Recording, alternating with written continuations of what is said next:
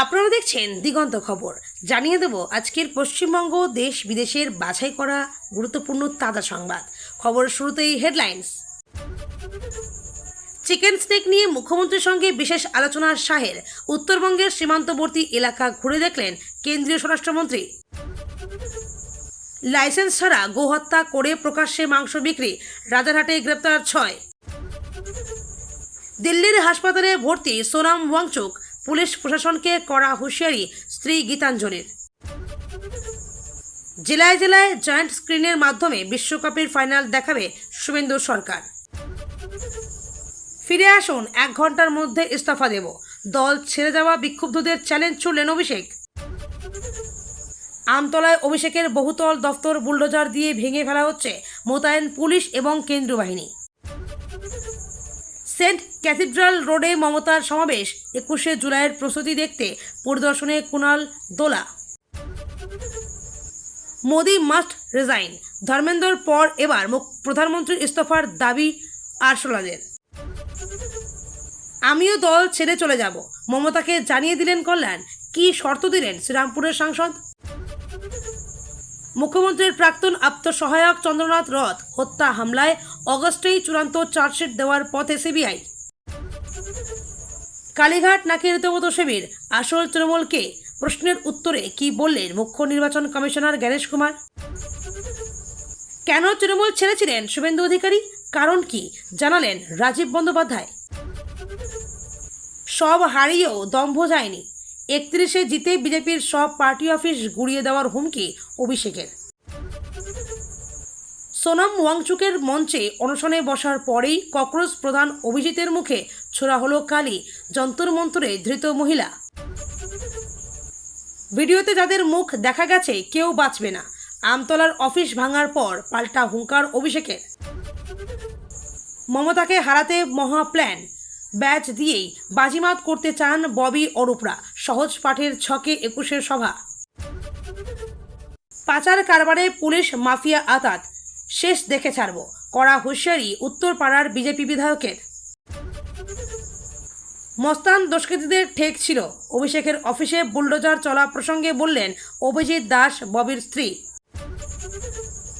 অভিষেকের অফিস ভাঙছে বুলডোজার, তারই ফাঁকে ল্যাপটপ হাতে ছুটলেন এই ব্যক্তি।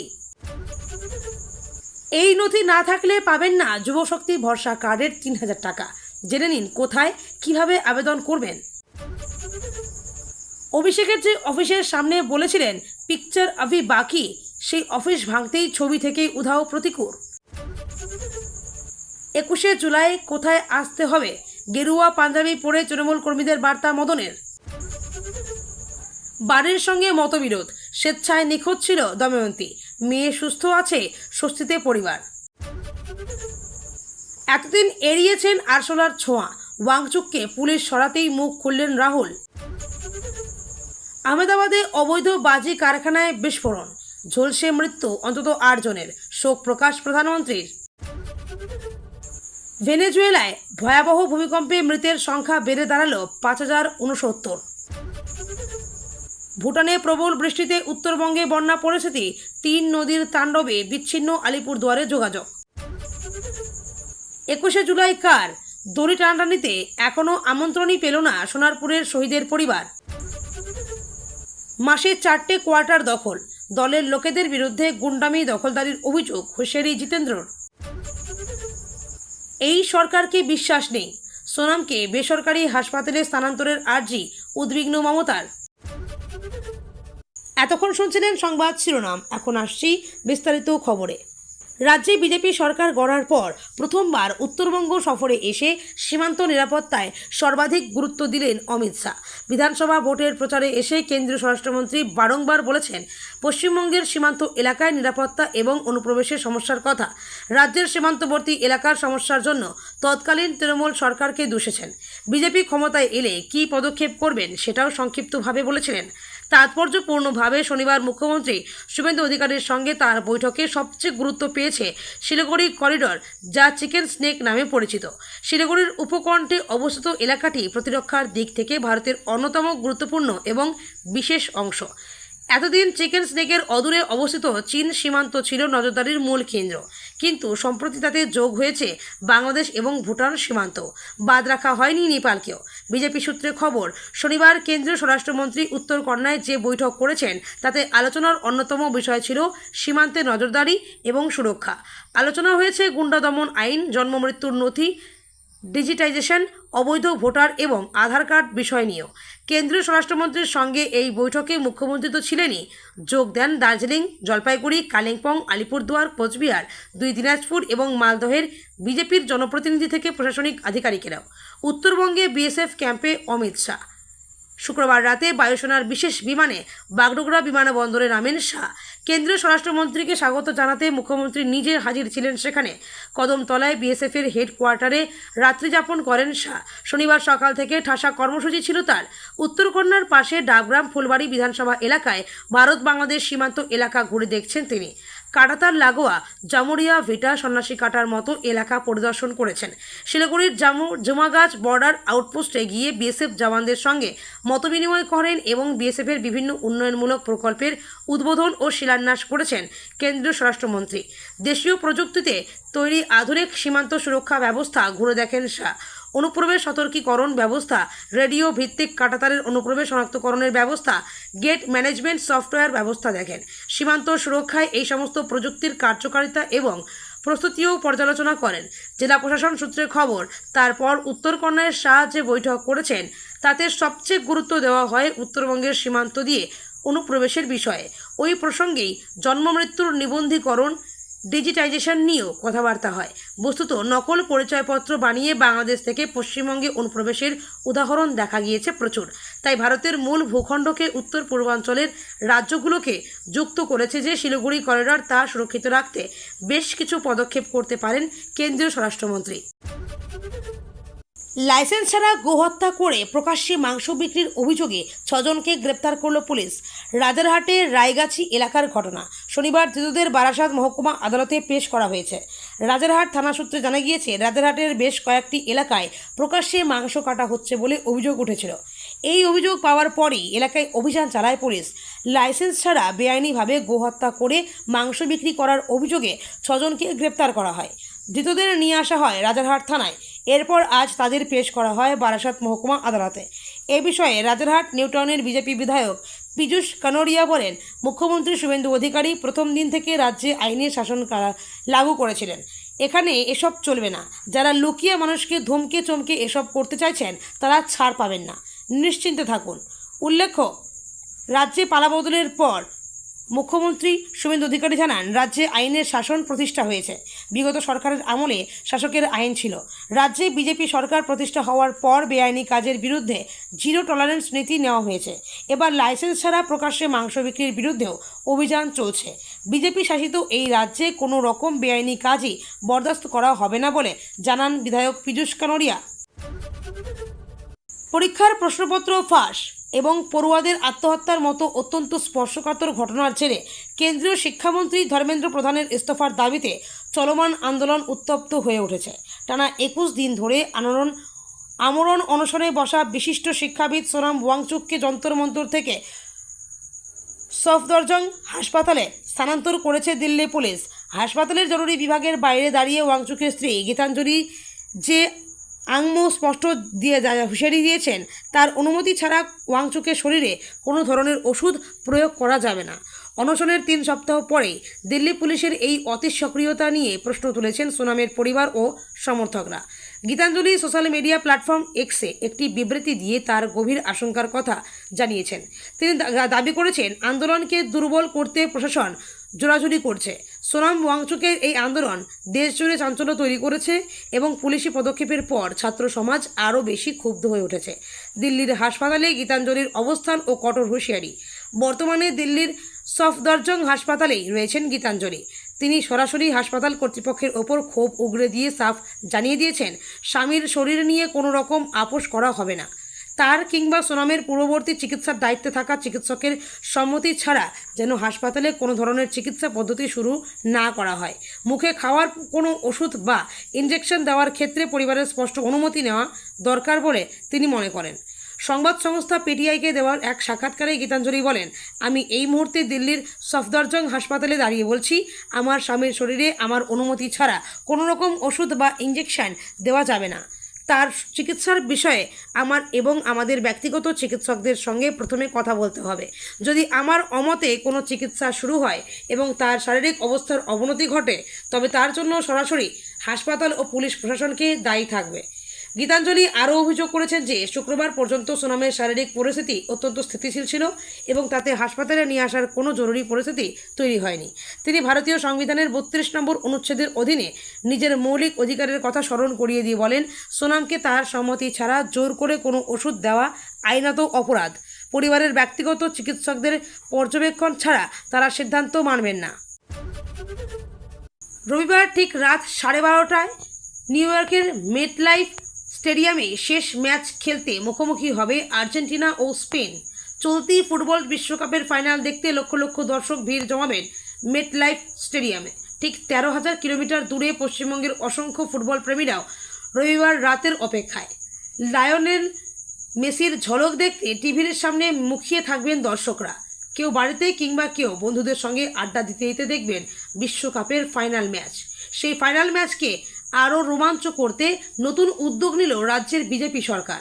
সাধারণ মানুষের সুবিধার্থে এবার রাজ্যের প্রতিটি জেলায় জায়ান্ট স্ক্রিনে বড় আকারে বিশ্বকাপ ফাইনাল সরাসরি সম্প্রচার করার সিদ্ধান্ত নেওয়া হয়েছে। রাজ্য ক্রীড়া দপ্তরের পক্ষ থেকে এই বিশেষ আয়োজনের জন্য অর্থ বরাদ্দ করা হয়েছে। বাঙালি মানেই ফুটবল প্রেমী, আর বাঙালির সেই উন্মাদনাকে দ্বিগুণ করতে এমনই অভিনব উদ্যোগ নিল শুভেন্দু সরকার। জানা গিয়েছে, খেলা দেখানোর সুব্যবস্থা করার জন্য প্রতিটি জেলাকে 1 লক্ষ টাকা করে আর্থিক সাহায্য করা হয়েছে। ক্রীড়া দপ্তরের তরফে এই আর্থিক সহায়তায় জেলার প্রধান বা জনবহুল এলাকাগুলিতে বড় পর্দার বা জায়ান্ট স্ক্রিনের ব্যবস্থা করা হবে, যাতে সাধারণ মানুষ একসঙ্গে বসে ফাইনালে মেসি ইয়ামেলের দ্বৈরথ উপভোগ করতে পারেন। এই পুরো প্রক্রিয়াটি সুষ্ঠুভাবে সম্পন্ন করার দায়িত্ব দেওয়া হয়েছে সংশ্লিষ্ট জেলার জেলাশাসকদের। জায়ান্ট স্ক্রিন বসানোর জায়গা নির্বাচন, নিরাপত্তা ব্যবস্থা এবং দর্শকদের বসার উপযুক্ত পরিবেশ তৈরি করার বিষয়টি জেলাশাসকরাই তদারকি করবেন। সঙ্গে দায়িত্ব দেওয়া হয়েছে বিভিন্ন থানার আইসিকে। বিক্ষুব্ধ যারা দল ছেড়ে গিয়েছেন তারা ফিরে এলে 1 ঘন্টার মধ্যে তিনি ইস্তফা দেবেন। এদিন এভাবেই দলের বিক্ষুব্ধ গোষ্ঠীকে চ্যালেঞ্জ ছুড়লেন অভিষেক বন্দ্যোপাধ্যায়। তৃণমূলের সর্বভারতীয় সাধারণ সম্পাদক জানিয়েছেন, তাকে নিয়ে যখন সমস্যা তখন বিদ্রোহী দল নেতানেত্রীরা ফিরে এলে পদ ছেড়ে দিতে আপত্তি নেই তার। একই সঙ্গে অবশ্য অভিষেক দাবি করেছেন, তার এই প্রস্তাবে কোনো বিক্ষুব্ধই সাড়া দেবেন না, কারণ তার বিরুদ্ধে কথা বলার জন্যই বিজেপির সঙ্গে ডিল হয়েছে বিদ্রোহী নেতাদের। এদিন কালীঘাটে অভিষেক বন্দ্যোপাধ্যায় বলেন, হারের দায়িত্ব যদি আমার হয় তাহলে 2024 সালে লোকসভা নির্বাচনে 29 আসনে জয়ের কৃতিত্ব আমার হওয়া উচিত। আমাকে নিয়ে তো সমস্যা। আজকে 18 তারিখ, আপনি যবে খুশি আসুন, আপনারা ফিরে আসুন, আমি 1 ঘন্টার মধ্যে ইস্তফা দিয়ে দেব। এরপরই অবশ্য অভিষেক বলেন, কেউ আসবে না, কারণ ডিল হয়েছে, অভিষেকের বিরুদ্ধে কথা বলতে হবে। অভিষেক এই দিনও দাবি করেছেন, ইডি সিবিআইয়ের মতো কেন্দ্রীয় এজেন্সির ভয় দেখিয়েই তৃণমূলে ভাঙন ধরিয়েছে বিজেপি। মমতা বন্দ্যোপাধ্যায়ের সঙ্গ ছেড়ে যারা বিক্ষুব্ধ শিবিরের নাম লিখিয়েছেন, তাদের মধ্যে অধিকাংশ নেতাই দল ছাড়ার কারণ হিসেবে অভিষেক বন্দ্যোপাধ্যায়ের নেতৃত্ব নিয়েই অনাস্থা প্রকাশ করেছেন। দলের মধ্যে অভিষেকের ক্ষমতাসীন হয়ে ওঠা নিয়েও প্রশ্ন তুলেছেন তারা। বিধানসভা নির্বাচনে তৃণমূলের বিপর্যয়ের জন্য অভিষেক এবং আইপ্যাককেই দায়ী করেছেন বিক্ষুব্ধ তৃণমূল নেতারা। এমনকি এখনও কালীঘাটপন্থী তৃণমূলে যারা রয়েছেন, সেই কল্যাণ বন্দ্যোপাধ্যায়ের মতো নেতারাও তৃণমূলের এই অবস্থার জন্য নাম না করে অভিষেককেই দায়ী করেছেন। ঋতব্রত শিবিরে সদ্য যোগ দেওয়া মদন মিত্র দাবি করেছিলেন, অভিষেককে দায়িত্ব থেকে সরানোর প্রস্তাব মমতা বন্দ্যোপাধ্যায়ের কানে না তোলার কারণেই তিনি শিবির বদলের সিদ্ধান্ত নিয়েছেন। শনিবার সকালে বিশাল পুলিশ বাহিনী, কেন্দ্রীয় বাহিনী ও দমকলের উপস্থিতিতে প্রশাসনের আধিকারিকেরা অভিষেকের এই কার্যালয়ে পৌঁছন। সূত্রের খবর, আগেই পাঠানো হয়েছিল নোটিশ, নির্মাণ অবৈধ। এই অভিযোগে শনিবার সকালে সাংসদ অভিষেক বন্দ্যোপাধ্যায়ের আমতলার কার্যালয় ভাঙার কাজ শুরু করল প্রশাসন। প্রথমে 5 তলা এই ভবনের সামনের শেড ভাঙা হলো, ক্রমে ভাঙা হলো 2 তলার দেওয়াল। শনিবার সকালে অভিষেকের কার্যালয় ঘিরে ফেলে পুলিশ, কেন্দ্রীয় বাহিনী, সঙ্গে ছিলেন দমকলের আধিকারিক, বিডিও এবং বিএলআরও। তারপরেই পৌঁছে যায় বুলডোজার। অভিযোগ, 5 তলা এই ভবনটি অনুমোদিত বিল্ডিং প্ল্যান ছাড়াই নির্মাণ করা হয়েছে। প্রশাসন সূত্রে জানা গিয়েছে, এই অভিযোগের ভিত্তিতে আগেই সংশ্লিষ্ট পক্ষকে নোটিশ পাঠানো হয়েছিল। তবে নির্ধারিত শুনানিতে কেউ উপস্থিত না হওয়ায় প্রশাসন পরবর্তী পদক্ষেপ গ্রহণ করেছে। শনিবার সকালে প্রথমে কার্যালয়ের সামনে থাকা নীল রঙের শেডটি ভেঙে ফেলা হয়। ভবনের সামনে শেড ভাঙার পরে ভেঙে ফেলা হয় দোতলার সামনের দেওয়াল। সেখানে ততক্ষণে জড়ো হন এলাকাবাসীদের অনেকেই। কেউ কেউ ভবনের ভিতরেও ঢুকে পড়েন। তাদের কয়েকজনকে জিনিসপত্র, এসি যন্ত্র ভাঙতে দেওয়া হয়। ওই লোকজনকে ভবনের ভিতর থেকে বার করে দেওয়া হয় পুলিশ সূত্রের খবর। গত 30 জুন দক্ষিণ 24 পরগনা প্রশাসনের তরফে কর্তৃপক্ষকে নোটিশ পাঠানো হয়েছিল। গত 15 জুলাই দুপুর 2টোর পর সময়ে হাজির হতে বলা হয়েছিল। সব পক্ষকে নিজেদের দাবি বা অভিযোগের সপক্ষে প্রয়োজনীয় নথি প্রমাণ নিয়ে যেতেও বলা হয়েছিল। অভিযোগ নোটিশ পেয়েও নির্দিষ্ট দিনে অর্থাৎ গত বুধবার কার্যালয় কর্তৃপক্ষ হাজিরা দেননি। তারপরে শনিবার সকালে প্রশাসন সক্রিয় হয়ে ওঠে। গত 24 মে ইএম বাইপাসের ধারের মাঠপুকুর এলাকায় দেবেন্দ্রচন্দ্র দে রোডের ওপরে থাকা তৃণমূলের একটি দলীয় কার্যালয় বুলডোজার দিয়ে ভেঙে ফেলা হয়। ঘটনাস্থলে উপস্থিত ছিলেন ট্যাংরা থানার পুলিশ। স্থানীয়দের অভিযোগ, 2011 সালে রাজ্যে পালাবদলের পরে একটি বাড়ির সামনের অংশ দখল করে প্রথমে মাঠপুকুর ব্যায়াম সমিতি নামে ক্লাব তৈরি হয়। পরে সেটি তৃণমূলের কার্যালয়ে পরিণত হয়। দীর্ঘদিন ধরে সেখানে মদ, জুয়ার আসর ও নানা অসামাজিক কাজ চলত বলে অভিযোগ করেন এলাকাবাসীরা। 21শে জুলাই বাংলার রাজনীতি এক বহুমুখী লড়াইয়ের সাক্ষী হতে চলেছে। একদিকে যেমন কংগ্রেস শহীদ মিনারে তাদের শহীদ দিবস পালন করছে, তেমনই বিরোধী দলনেতা ঋতব্রত বন্দ্যোপাধ্যায়ের নেতৃত্বে বিদ্রোহী তৃণমূল নেতারা ধর্মতলার গান্ধী মূর্তির পাদদেশে পাল্টা কর্মসূচি নিয়েছেন। 21শে জুলাইয়ের সভাস্থল পরিদর্শনে দোলা সেন এবং কুণাল ঘোষ। কলকাতা হাইকোর্টের বেঁধে দেওয়া শর্ত মেনে অবশেষে 21শে জুলাই কর্মসূচির চূড়ান্ত প্রস্তুতি সেরে ফেলল কালীঘাট তৃণমূল। আদালতের নির্দেশ অনুযায়ী 18 জুলাই বিকেল 4টের মধ্যে 20 জন স্বেচ্ছাসেবকের নামের তালিকা কলকাতা পুলিশের কাছে জমা দেওয়ার কথা ছিল।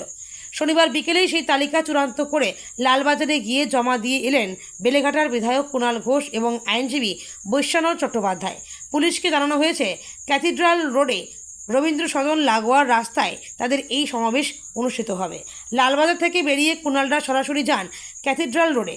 সেখানে এলাকা পরিদর্শনে তাদের সঙ্গে যোগ দেন রাজ্যসভার সাংসদ দোলা সেন। আদালতের নির্দেশ অক্ষরে অক্ষরে মেনে কিভাবে মঞ্চ নির্মাণ করা হবে এবং সমাবেশ পরিচালিত হবে তা নিশ্চিত করাই এখন কালীঘাট তৃণমূলের নেতাদের মূল লক্ষ্য। এবারের সমাবেশের প্রধান বক্তা প্রাক্তন মুখ্যমন্ত্রী মমতা বন্দ্যোপাধ্যায়। এছাড়াও বক্তৃতা করবেন দলের সর্বভারতীয় সাধারণ সম্পাদক অভিষেক বন্দ্যোপাধ্যায়। অন্যদিকে এবারের 21শে জুলাই বাংলার রাজনীতি এক বহুমুখী লড়াইয়ের সাক্ষী হতে চলেছে। একদিকে যেমন কংগ্রেস শহীদ মিনারে তাদের শহীদ দিবস পালন করছে, তেমনি বিরোধী দলনেতা ঋতব্রত বন্দ্যোপাধ্যায়ের নেতৃত্বে বিদ্রোহী তৃণমূল নেতারা ধর্মতলার গান্ধী মূর্তির পাদদেশে পাল্টা কর্মসূচি নিয়েছেন। ফলে এই রাজনৈতিক টানাপোড়েনের আবহে এবারের সমাবেশকে মমতা বন্দ্যোপাধ্যায়ের নেতৃত্বের এক বড় পরীক্ষা বলেই মনে করছে রাজ্যের রাজনৈতিক মহলের একাংশ। উল্লেখ্য, গত বুধবার কলকাতা হাইকোর্টের বিচারপতি সৌগত ভট্টাচার্য জানান যে অনধিক 3000 মানুষ নিয়ে এই কর্মসূচি পালন করা যাবে। বিড়লা প্ল্যানেটোরিয়ামের সামনে রাস্তার একটি দিক ব্যবহার করে এই সমাবেশ করতে পারবে কালীঘাট তৃণমূল, যাতে অন্য দিক দিয়ে স্বাভাবিক যান চলাচল বজায় থাকে। আদালত আরও স্পষ্ট করে দিয়েছে যে দুপুর 12টা থেকে বিকেল 3:30 পর্যন্তই কেবল এই কর্মসূচি চালানো যাবে। কালীঘাট তৃণমূলের পক্ষে এই মামলাটি দায়ের করেছিলেন রাজ্যসভার সাংসদ ডেরেক ওব্রায়েন। গত 22শে জুন এই কর্মসূচির অনুমতি চেয়ে পুলিশের কাছে আবেদন জমা হয়েছিল। 21 দিন ধরে অনশন চালানোর পর শনিবার সকালে জোর করে সোনাম ওয়াংচুককে দিল্লি পুলিশ তুলে নিয়ে গিয়েছে। মঞ্চে পর্দা ঢেকে পুলিশের এহেন কর্মকাণ্ডের বিরুদ্ধে সোচ্চার হয়ে উঠল ককরোচ জনতা পার্টি। এতদিন ধরে শিক্ষামন্ত্রীর পদত্যাগের দাবিতে যন্তর মন্তরে যে আন্দোলন চলছিল, সেটাই এবার মোড় ঘোরালো প্রধানমন্ত্রীর দিকে। শনিবার সোশ্যাল মিডিয়ায় প্রধানমন্ত্রী নরেন্দ্র মোদীর পদত্যাগের দাবিতে সোচ্চার হয়ে উঠল ককরোচ জনতা পার্টি। শিক্ষামন্ত্রীর পদত্যাগ সহ 5 দাবিতে গত 21 দিন ধরে যন্তর মন্তরে অনশন করেছিলেন সোনাম। শুক্রবার ওয়াংচুক বলেছিলেন, ডাক্তারি পরীক্ষা অনুযায়ী আমার শরীর দুর্বল ঠিকই, কিন্তু মৃত্যু হওয়ার মতো অবস্থা এখনও তৈরি হয়নি। দেশবাসীর কাছে আমার আর্জি, আগামী 20 জুলাই সংসদ অভিযান সফল করুন। যদি এই অভিযান সফল হয় তবেই আমি এই অনশন ভাঙতে পারব। কিন্তু তার আগে শনিবার সকালে তাকে তুলে নিয়ে যায় দিল্লি পুলিশ। পুলিশের তরফে বিবৃতি দিয়ে জানানো হয়েছে, বিশেষজ্ঞ চিকিৎসকদের পরামর্শ এবং দিল্লি হাইকোর্টের নির্দেশ মেনে প্রয়োজনীয় চিকিৎসার জন্য ওয়াংচুককে হাসপাতালে নিয়ে যাওয়া হয়েছে। তাকে হাসপাতালে স্থানান্তরিত করার পর পুলিশ যন্তর মন্তরে সমবেত বিক্ষোভকারীদের কাছে আহ্বান জানায় যেন তারা দ্রুত ও শান্তিপূর্ণভাবে বিক্ষোভস্থল ত্যাগ করেন। পুলিশের তরফে বিবৃতি দিয়ে জানানো হয়েছে, বিশেষজ্ঞ চিকিৎসকদের পরামর্শ এবং দিল্লি হাইকোর্টের নির্দেশ মেনে প্রয়োজনীয় চিকিৎসার জন্য ওয়াংচুককে হাসপাতালে নিয়ে যাওয়া হয়েছে। তবে পুলিশের এহেন আচরণের বিরুদ্ধে সোচ্চার হয়ে উঠেছে কংগ্রেস জনতা পার্টি। সোনাম ওয়াংচুককে দিল্লির সফদরজং হাসপাতালে ভর্তি করার খবর সামনে আসার পর বিজেপির প্রতিষ্ঠাতা অভিজিৎ দীপকে এদিন বলেন, এখন আমাদের দাবি হলো নরেন্দ্র মোদীকে প্রধানমন্ত্রী পদ থেকে ইস্তফা দিতে হবে। পাশাপাশি কংগ্রেস জনতা পার্টির এক্স হ্যান্ডেলেও লেখা হয়েছে, মোদি মাস্ট রেজাইন, অর্থাৎ মোদীকে ইস্তফা দিতেই হবে। এদিকে সোনামের উপর পুলিশি বল প্রয়োগের প্রতিবাদে সোচ্চার হয়ে উঠেছেন বিরোধী দলের নেতৃত্বরা। কেন্দ্রের এহেন আচরণকে দায়িত্বজ্ঞানহীন বলেছেন শরদ পাওয়ার। আপের রাজ্যসভা সাংসদ সঞ্জয় সিং কেন্দ্রকে তুলোধনা করেছেন। তার তোপ বাদল অধিবেশন শুরু আগে দিল্লির সোনামকে গ্রেপ্তারের জন্য দিল্লির পুলিশ কমিশনারকে বদলি করা হয়েছে। অধিবেশনের মাঝে প্রতিবাদ চাইছে না সরকার, এটা স্বৈরাচার। ছাত্রছাত্রীদের প্রশ্নের কোনো উত্তর সরকারের কাছে নেই, উল্টো তাদের কণ্ঠরোধ করার চেষ্টা করছে। মমতা বন্দ্যোপাধ্যায় লেখেন, সোনাম ওয়াংচুকের শারীরিক অবস্থা এবং সুস্থতা নিয়ে আমি গভীরভাবে উদ্বিগ্ন। উনি তো শুধু সরকারের সঙ্গে আলোচনা চেয়েছিলেন, কিন্তু গত কয়েক সপ্তাহে অনশন করেও সরকারের নীরবতা ছাড়া কিছুই পাননি। ঠিক যেভাবে দেশের হাজার হাজার ছাত্র যুবর প্রশ্নে সরকার নীরব রয়েছে, সেভাবেই গণতন্ত্রের শান্তিপূর্ণ বিক্ষোভকারীদের সঙ্গে আলোচনায় বসা উচিত। এভাবে নীরব থাকা যায় না।